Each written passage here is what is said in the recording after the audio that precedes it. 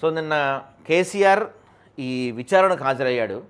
Kaleshwaram commission justice PC Ghosh విచారణకు హాజరయ్యారు. అయితే ఎంత కథలు పడతారో, ఎంత నాటకాలు ఆడతారో అంటానికి బెస్ట్ ఎగ్జాంపుల్ ఏంటంటే, ఈయన వచ్చేప్పుడు పెద్ద కాన్వాయ్ వేసుకొని వచ్చాడండి. కొన్ని లక్షల మంది లక్షల మంది అంత సీన్ లేదే కానీ కొన్ని వందల మందో వేల మందో వచ్చారు. డబ్బులు ఇస్తారు కాబట్టి ఆబ్వియస్లీ బిర్యానీలు ఉంటాయి కాబట్టి మ్యాక్సిమం వచ్చారు. అంతా బాగానే ఉంది. అయితే విచారణ కోర్టు హాల్లో విచారణ అప్పుడు ఈయన సడన్గా లేచి ఫేస్ టు ఫేస్ విచారణకైతే నేను ఒప్పుకోను, మీరు నేను మాత్రమే ఉండాలి, ఆన్ కెమెరా జరగాలి అని చెప్పి అందరినీ బయటికి పంపించారంట. అందులో ఒక 20 మంది జర్నలిస్టులు, కొంతమంది వీళ్ళ పార్టీ ఎమ్మెల్యేలు వీళ్ళంతా ఉంటే వాళ్ళని కూడా బయటికి పంపించేసి జడ్జికి ఫేస్ టు ఫేస్ కాకుండా ఆన్ కెమెరా అంటే కెమెరాకి ఆన్సర్ చెప్తారు ఈయన, జడ్జికి చెప్పడం అనమాట. ఎందుకు అంటే నాకు జలుబు ఉంది, నాకు జ్వరం ఉంది, అది మళ్ళీ మీకు స్ప్రెడ్ అయ్యిద్ది, అందుకని ఇట్లా అని చెప్పాడంట. అంటే దీంట్లో 2 విషయాలు చూసుకోవచ్చు. ఒకటి ఏంటంటే అంతమంది జనంలో అంత పెద్ద కాన్వాయ్ వేసుకొస్తే రాని జలుబు జ్వరం కాళేశ్వరం కమిషన్ చూడగానే వచ్చేసిందా? లేకపోతే నన్ను ఎదురుగా కూర్చొని నన్ను సమాధానం చెప్పేదేంటి, నన్ను క్వశ్చన్ చేసేదేంటి, నేనెంత, నా లెవెల్ ఎంత, అసలు నేను ఒక ఇంజనీర్ అద్భుతం కడితే నేను నా మెదడుని మొత్తం బయటికి తీసి రంగరించి నా రక్తం దారబోసి కడితే వచ్చిన ప్రాడక్ట్ గురించి వీళ్ళకి నేను సమాధానం చెప్పేది ఏంది అనుకున్నాడేమో. డైరెక్ట్గా ఫేస్ టు ఫేస్ విచారణకైతే నేను ఇంట్రెస్ట్ చూపలేదంట.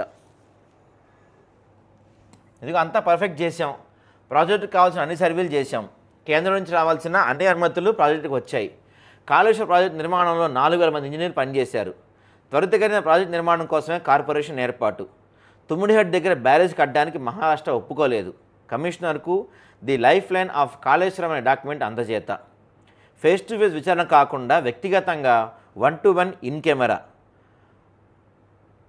115వ సాక్షిగా కమిషన్ ఎదుట మాజీ సీఎం, బీఆర్ఎస్ శ్రేణులతో కిక్కిరిసిన బీఆర్కే ప్రాంగణం.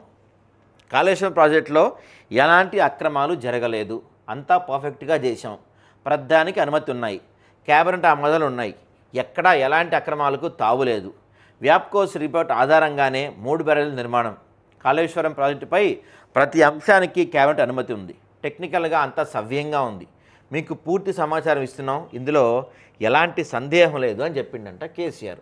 కానీ అంత చాలా ప్రశ్నలకి దాదాపు ఇదే సమయంలో మిగతా అందరినీ ఎవరైతే దీనికి ముందు ఈటెల కానీ హరీష్ కానీ వీళ్ళంతా వెళ్ళారో వీళ్ళని చాలా తక్కువ టైంలో ఎక్కువ క్వశ్చన్లు చెప్పారు. కానీ సార్ మాత్రం 18 క్వశ్చన్స్కి ఆన్సర్ చెప్పడానికి 50 నిమిషాలు తీసుకున్నారంట. ఒక్క క్వశ్చన్కి చాలాసేపు ఆలోచించి నాకు తెలియదు, గుర్తులేదు, మర్చిపోయాను అన్నట్టుగానే సమాధానం చెప్పారంట ఆయన. మరి తోపాయ అయిన రైట్, మరి నేనేమో తోపు తురుమిన, నేనే కట్టాను, నా మెదడు మొత్తం బయటికి తీసి కట్టాను, నా తెలివితేటలు మొత్తం రంగరించి కట్టా అని చెప్పాడు ఈయన. మరి చెప్పిన ఆయన ఒప్పుకోవచ్చు కదా, అవును కాళేశ్వరం ఒక తోపు తురుము ప్రాజెక్టు, నేను దాన్ని కట్టాను అని ఒప్పుకోవచ్చు కదా. ఇక్కడ ఏమంటారు, నాదేం సంబంధం లేదు, నాకేం తెలియదు, ఇంజనీర్లు కట్టారు, నేనేమన్నా నేను గ్రాడ్యుయేట్ని కూడా కాదు కదా, నాకేం తెలుసు, ఇంజనీర్లు కట్టారు, నేను దానికి పరిమాణ అనుమతులు ఇచ్చుంటా, మహా అయితే ఎక్కడ నేను సంతకం కూడా పెట్టలేదు కదా అని చెప్పి తప్పించుకునే ప్రయత్నం చేసినట్టు కనపడుతుంది.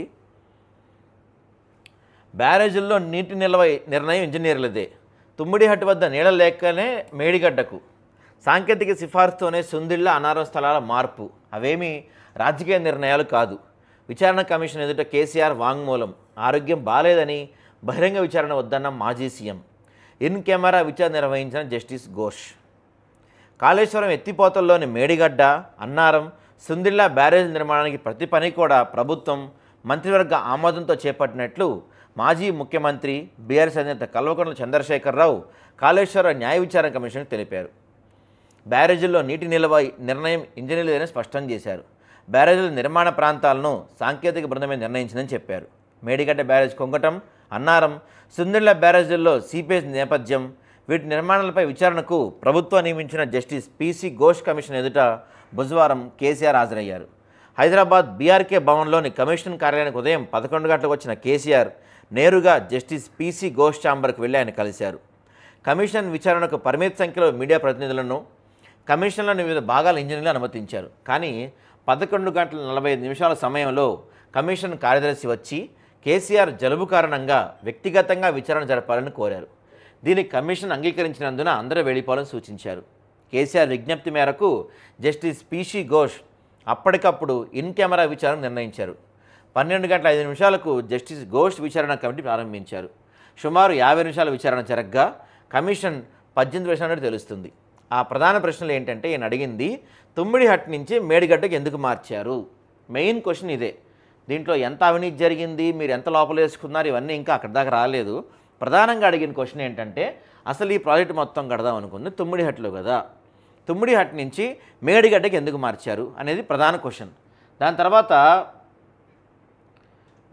3 బ్యారేజ్ నిర్మాణ అనుమతులు అంటే అన్నారం, సుందిళ్ళ, ఈ మేడిగడ్డ నిర్మాణ స్థలాల్లో మార్పులు, బ్యారేజీల్లో నీటి నిల్వ చేయమంది ఎవరు, కార్పొరేషన్ ఏర్పాటు, రుణాల చెల్లింపు తదితర ప్రశ్నలను కమిషన్ వేసినట్టు తెలుస్తుందంట. రుణాలు తెచ్చారుగా, పెద్ద ఎత్తున రుణాలు. ప్రాజెక్ట్ రీఇంజనీరింగ్, తుమ్మిడిహట్టు నుంచి మార్చాల్సి రావటం, బ్యారేజీల ఎంపిక, వాప్కోస్ అధ్యయనం, కేంద్ర జలసంఘ అనుమతులు తదితర అంశాలతో the life line of Telangana పేరుతో ఓ నివేదికను కేసీఆర్ కమిషన్ అందించినట్టు తెలుస్తుంది. విశ్వసనీయ వర్గాల సమాచారం ప్రకారం జస్టిస్ పిసి ఘోష్ అడిగిన ప్రశ్నలకు కేసీఆర్ సమాధానాలు ఇలా ఉన్నాయి. ఫస్ట్ క్వశ్చన్ ఏంటంటే వ్యాప్కోస్ సర్వే, సిడబ్ల్యూసి నివేదికలతోనే మేడిగడ్డకు మార్పు. అంటే ప్రధాన క్వశ్చన్ అసలు మేడిగడ్డ నుంచి మీరు తుమ్మిడిహట్టు నుంచి దీన్ని మేడిగడ్డకు ఎందుకు మార్చారు, ఎవరైనా చెప్తే మార్చారా, మీ సొంతంగా మార్చారా, డిజైన్ ఎందుకు మార్చారు అనే ప్రశ్నలు ప్రధానంగా కేసీఆర్ని అడిగారు. దీనికి ఇందులో చెప్పిన సమాధానం కాళేశ్వరం ప్రాజెక్టు కేంద్రం నుంచి అన్ని అనుమతులు వచ్చాయని కేసీఆర్ పేర్కొన్నారు. ప్రాజెక్టు కోసం కేంద్ర జలసంఘానికి సంబంధించి 11 డైరెక్టర్ల నుంచి అనుమతులు తీసుకున్నాం. ప్రాణహిత, చెవెళ్ల సుజల స్రవంతి ఎత్తిపోతల పథకంలో భాగంగా నిర్మించి తలపెట్టిన తుమ్మిడిహెడ్ బ్యారేజ్ వద్ద ఎగువ రాష్ట్రాల వినియోగం పోను 63 టీఎంసీ లభ్యత మాత్రమే ఉందని సిడబ్ల్యూసి చెప్పింది. అక్కడ 165 టీఎంసీ లభ్యత ఉన్నప్పటికీ భవిష్యత్తులో ఎగువ రాష్ట్రాల వినియోగాన్ని మినహాయిస్తే తెలంగాణ సాగు, తాగు, పారిశ్రామిక అవసరాలకు అనుగుణంగా నీళ్లు చాలని స్థితి. పైగా మహారాష్ట్రలో ఏర్పడుతున్న ముంపు, చాప్రాల వన్యప్రాణి సంరక్షణ కేంద్రం మునక తదితర సమస్యలతో ఆ రాష్ట్రం 152 మీటర్ల వద్ద బ్యారేజ్ నిర్మాణానికి ఒప్పుకోలేదు. 148 మీటర్ల వద్ద నిర్మించుకోవాలని సూచించింది. ఈ మట్టం అందుబాటులో ఉండేది 48 టీఎంసీలే. 16 లక్షల ఎకరాల సాగు అవసరాలు, తాగు అవసరాలకి నీళ్లు చాలవు. పైగా తుమ్మిడిహట్టు నుంచి ఎల్లంపల్లి వరకు కాలు నిర్మాణానికి బొగ్గు బ్లాకులు అడ్డంగా ఉన్నట్టు తెలిసింది. దీంతో ప్రాజెక్టుల రీడిజైనింగ్లో భాగంగా తుమ్మిడిహట్టు నుంచి మేడిగడ్డకు ప్రాజెక్టు మార్చాల్సి వచ్చింది. గోదావరిపై నీటి లభ్యత ఉండే ప్రాంతాలను అధ్యయనం చేసేందుకు అంతర్జాతీయంగా పేరొందిన వ్యాప్కోస్ ద్వారా సర్వేకు అనుమతి ఇవ్వాలంటూ రాష్ట్రం ప్రధానమంత్రికి లేఖ రాసింది. హెలికాప్టర్ ద్వారా లైడర్ సర్వే చేపట్టేందుకు అనుమతులు ఇవ్వాలని రక్షణ శాఖ మంత్రిని కూడా కోరడంతో అంగీకరించారు. ఇక కేంద్ర జలసంఘం, వ్యాప్కోస్ సంస్థలు కలిసి సర్వే చేసి నివేదిక ఇచ్చాయి. అదేంటంటే మేడిగడ్డ వద్ద 282.30 టీఎంసీల లభ్యత ఉందంటూ 230 టీఎంసీలు ఎత్తిపోసుకునేందుకు సిడబ్ల్యూసి అనుమతి ఇచ్చింది. ఆ వ్యాప్కోస్ సంస్థ మేడిగడ్డ, అన్నారం, సుందిళ్ళ బ్యారేజ్ నిర్మాణం కూడా సూచనలు చేసింది. అనంతరమే మంత్రిమండలి అనుమతితో రాష్ట్ర ప్రభుత్వం బ్యారేజీలు చేపట్టిందని స్పష్టం చేశారు. అసలు ఇక్కడ ప్రధాన విషయం ఏంటంటే, మెయిన్గా మాట్లాడుకోవాల్సింది ఏంటంటే, ఈ ప్రాజెక్టు మీరు మార్చింది ఏంటి, పూర్తి డిజైన్ మార్చేశారు. తుమ్మిడిహట్టు దగ్గర ఉండాల్సింది మేడిగడ్డకి తీసుకొచ్చారు. మేడిగడ్డ నుంచి అన్నారం, సుందిళ్ళలో ఎత్తిపోసిన తర్వాత అక్కడి నుంచి తీసుకెళ్ళి ఎల్లంపల్లిలో నీళ్లు పోస్తారు, ఎత్తిపోస్తారు. ప్రపంచంలో లిఫ్ట్ ఇరిగేషన్, ఏ లిఫ్ట్ ఇరిగేషన్ అయినా ఒక దగ్గర నుంచి ఎత్తి ఇంకో దగ్గర పోస్తారు. లిఫ్ట్ ఇరిగేషన్ ఏదైనా సరే అండి. ఏం జరిగిద్ది, ఇప్పుడు ఇక్కడ నీళ్లు ఉన్నాయి, ఇక్కడ నీళ్లు ఉన్నాయి, సపోజు ఇక్కడ నీళ్ళు, ఇక్కడి నుంచి ఇక్కడికి ఎత్తిపోస్తారు నీళ్లు. ఇది జరిగే ప్రాసెస్.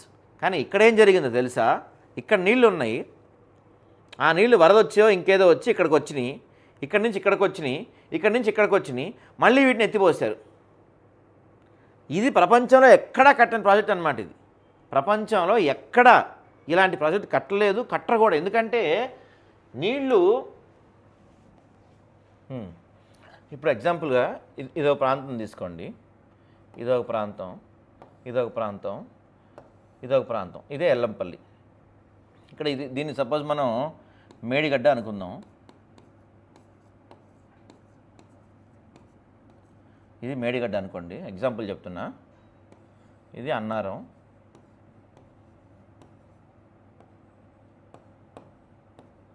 ఇది సుందిళ్ళ, ఓకే.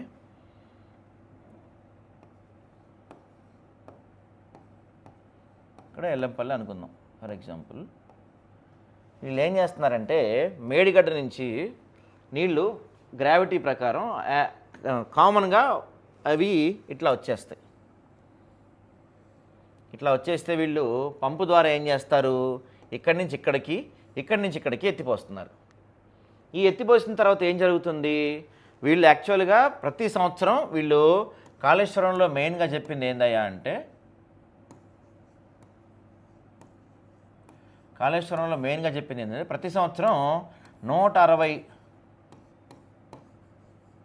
160 టీఎంసీలు ఎత్తిపోస్తా అని చెప్పారు.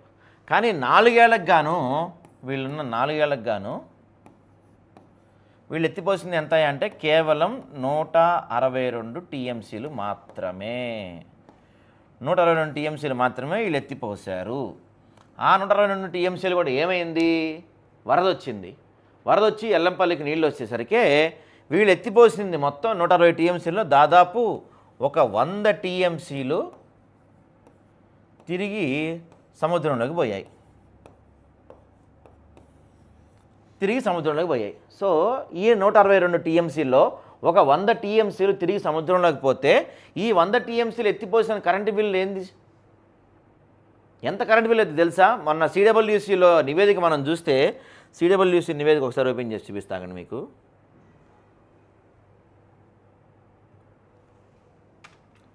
$256 పేజీలతో ఒక పెద్ద నివేదిక ఇచ్చింది సిడబ్ల్యూసీ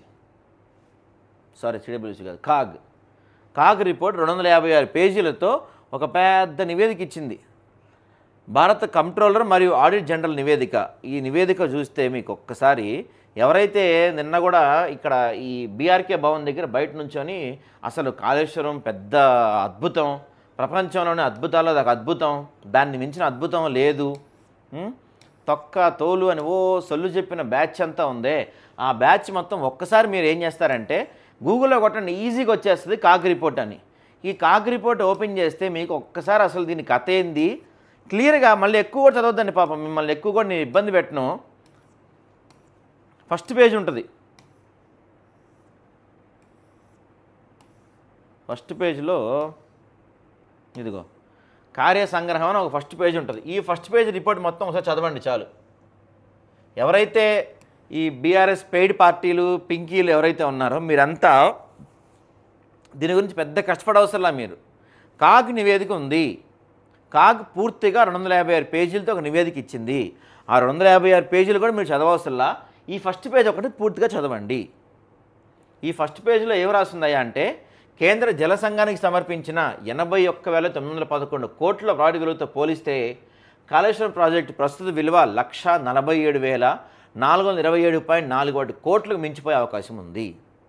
అర్థమైందా? అంటే వీళ్ళు యాక్చువల్గా దీనికి తీసిన డిపిఆర్ 80 కోట్లు అయితే పూర్తి అయ్యేప్పటికీ 150 కోట్లు దాటేసేలా ఉందని చెప్పి కాగ్ ఇచ్చిన నివేదిక ఇది. నేను లేకపోతే ఇంకెవరో ఇచ్చిన నివేదిక కాదు, ఇది కాగ్ ఇచ్చిన నివేదిక. తర్వాత ఇక్కడ చూడండి, ఇక్కడ ఒక పాయింట్ బాగుంటుంది.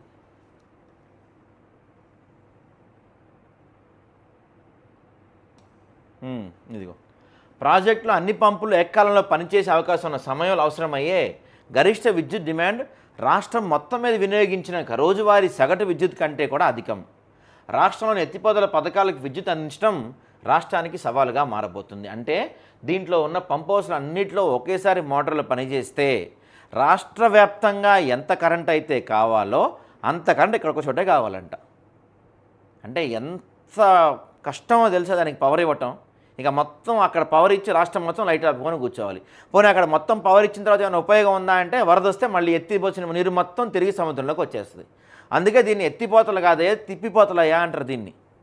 కాళేశ్వరం అనేది ఎత్తిపోతల ప్రాజెక్టు కాదు, ఒక తిప్పిపోతల ప్రాజెక్టు. నీళ్ళు ఎత్తిపోసినవి మొత్తం వరద వస్తే మళ్ళీ తిరిగి సముద్రంలోకి వచ్చే ప్రాజెక్టు. ప్రపంచంలో అత్యంత పనికిమాలిన అత్యంత వేస్ట్ ప్రాజెక్ట్ ఏదంటే ఇదే. ఎందుకంటే నీళ్లు లేని చోట ఎక్కడన్నా ఎత్తిపోతల పథకం అంటే ఏం చేస్తారంటే, ఒక దగ్గర నీళ్లు లేకపోతే, ఫర్ ఎగ్జాంపుల్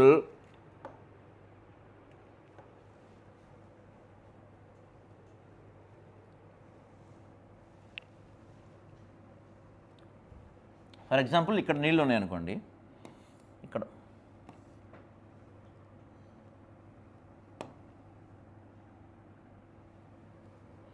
ఇక్కడ నీళ్ళు ఉన్నాయనుకుందాం. ఇక్కడ మన బ్యారేజ్ ఉందనుకుందాం, ఇక్కడ నీళ్ళు ఉండే ప్రాంతం, సారీ ఇక్కడ నీళ్ళు ఉంటాయి, నీళ్ళు లేని ప్లేస్ ఇది, నీళ్ళు లేని ప్లేస్ ఇది, ఇక్కడ నీళ్ళు ఉన్నాయి, ఇక్కడ నీళ్ళ లభ్యత ఉంది. సో సహజంగా ఒక లిఫ్ట్ ఇరిగేషన్ ప్రాజెక్ట్ అంటే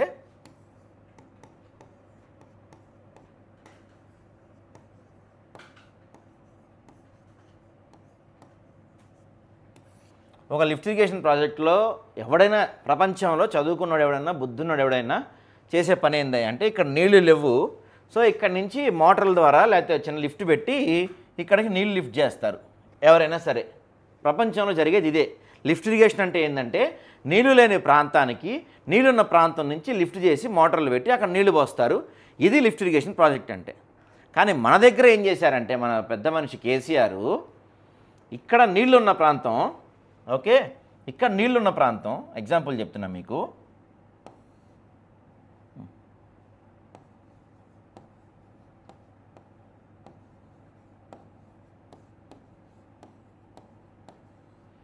ఇది నీళ్ళు లేని ప్రాంతం అన్నమాట ఇది. ఓకే, ఏం జరిగిద్దంటే ఇక్కడ నుంచి నీళ్ళు ఇక్కడికి వస్తాయండి, ఆబ్వియస్లీ డౌన్ ఉన్న ప్రాంతం కాబట్టి ఇక్కడ నుంచి నీళ్ళు ఇక్కడికి వస్తాయి. ఇక్కడ నుంచి నీళ్ళు వచ్చి ఇక్కడ నుంచి నీళ్ళు వెళ్ళిపోతే వీటిని ఏం చేస్తున్నాడంటే మళ్ళీ ఇక్కడ ఎత్తిపోస్తున్నాడు, ఇక్కడికి నీళ్ళు ఎత్తిపోస్తున్నాడు. ఇక్కడ ఆల్రెడీ నీళ్ళున్న ప్రాంతం, ఓకే, ఇక్కడ ఆల్రెడీ నీళ్ళున్న ప్రాంతం, నీళ్ళు లేని ప్రాంతంకి ఉన్న వాటిని వరద వచ్చినప్పుడు ఏదైనా వచ్చినప్పుడు ఆ నీళ్ళు తీసుకొచ్చి ఇక్కడ ఎత్తిపోస్తున్నాడు. ఇప్పుడు ఇక్కడేమవుతుంది, ఇక్కడేమవుతుంది, ఇంకోసారి వరద ఏమైనా వచ్చింది అనుకోండి, ఇక్కడికి ఇట్నుంచో వరద కనుక వస్తే ఏం జరుగుతుంది, ఇక్కడ ఆల్రెడీ నీళ్ళు ఉన్నాయి కదా, ఈ ఎత్తిపోసిన నీళ్ళు ఉన్నాయి కదా ఇక్కడ ఆల్రెడీ, సో ఇక్కడి నుంచి కూడా నీళ్ళు వచ్చేప్పటికి ఇదంతా ఎక్కువ అయిపోద్ది నీళ్ళు. మళ్ళీ ఏం చేస్తారు, వదిలేస్తారు, నీళ్ళు ఇక్కడికి పోతూ ఉంటాయి, మళ్ళీ అవి వదిలేస్తారు. సో మీరు కష్టపడి పెద్ద ఎత్తున ఖర్చు పెట్టి భారీగా ఖర్చు పెట్టి ఒక ఎకరానికి నీళ్లు బారించాలంటే కాళేశ్వరం ద్వారా ఒక ఎకరానికి అయ్యే ఖర్చు దగ్గర 55,000 రూపాయలు అవుతుందంట. మీ కాళేశ్వరం ద్వారా నీళ్లు పారాలంటే ఒక ఎకరానికి అయ్యే ఖర్చు 55,000. నిజంగా వరేసే వాళ్ళకి దాదాపు ఈ ఆయకట్టు మొత్తం వరి ఆయకట్టు కాబట్టి వరేసే వాళ్ళకి ఎవరికైనా ఒక ఎకరానికి ఇంత వస్తుందా? రాష్ట్రంలో ఎక్కడైనా ఒక ఎకరానికి 55,000 లాభం వస్తుందా అండి ఎవరికైనా?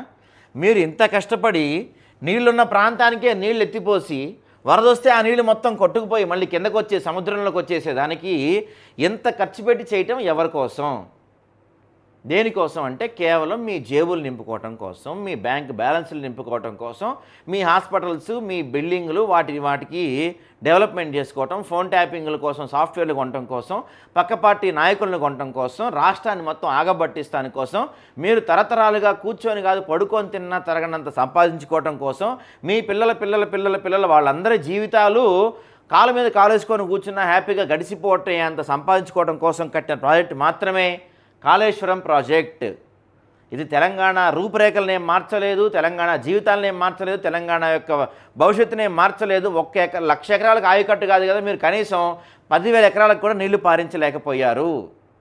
ఎవరైతే తెలియని బీఆర్ఎస్ సోకాల్డ్ పెయిడ్ ఆర్టిస్టులు మాట్లాడుతున్నారో మొన్న పండిన పంట మొత్తం మా కాళేశ్వరంలో పండిందని, మొన్న హరీష్ రావు చెప్పిన ప్రెస్ మీట్లో పవర్ పాయింట్ ప్రజెంటేషన్లో మీరే చూశారు. మేడిగడ్డ నుంచి నీళ్లు రాకపోతే ఎస్ఆర్ఎస్పీ నుంచి నీళ్లు లిఫ్ట్ చేస్తామని చెప్తారు, ఎస్ఆర్ఎస్పీ ఆపరేట్ చేస్తామని చెప్పారు మొన్న. సో మొన్న మీ మేడిగడ్డ పనిచేయలేదు, ఎస్ఆర్ఎస్పీ నుంచి నీళ్ళు వచ్చా. ఎస్ఆర్ఎస్పీ ఎవరు కట్టారంటే గతంలో కాంగ్రెస్ పార్టీ కట్టిన ఎస్ఆర్ఎస్పీ, అక్కడి నుంచి వచ్చిన నీళ్ళు అవి. మీరు కట్టిన మేడిగడ్డ నుంచి ఏమాత్రం నీళ్లు రాలేదు, అవి దేనికి పనికి రాలేదు. మళ్ళీ నిన్న కూడా అంటారు ఏముంది, ఒక పిల్లరే కదా పడిపోయింది, ఒక పిల్లర్ పడితే నష్టం ఏముంది, ఏం లేదు కదా అని చెప్పి అంటారు. ఒక పిల్లర్ పడినా అర పిల్లర్ పడినా పిల్లర్ పడినా పడిపోయినట్టే లెక్క. మన ఇల్లు ఉంది, ఇంట్లో ఒక పిల్లరేగా పడింది అంటే ఎవడు ఊరుకోడు, అర్థమైందా? 50 నిమిషాల పాటు సాగిందంటండి మొత్తం.